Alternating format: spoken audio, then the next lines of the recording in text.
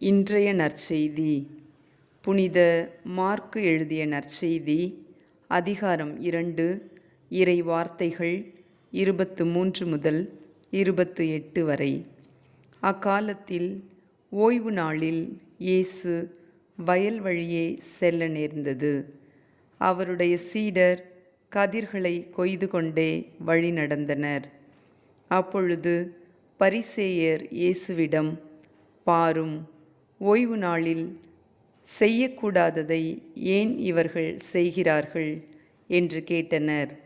அதற்கு அவர் அவர்களிடம், தாமும் தம்முடன் இருந்தவர்களும் உணவின்றி பசியாயிருந்தபோது தாவீது என்ன செய்தார் என்பதை நீங்கள் வாசித்ததே இல்லையா?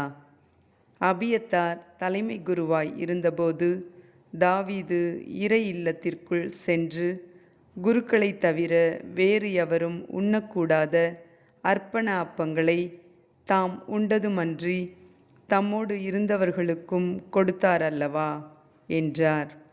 மேலும் அவர் அவர்களை நோக்கி, ஓய்வு நாள் மனிதருக்காக உண்டாக்கப்பட்டது, மனிதர் ஓய்வு நாளுக்காக உண்டாக்கப்படவில்லை. ஆதலால் ஓய்வு நாளும் மானிட மகனுக்கு கட்டுப்பட்டதே என்றார்.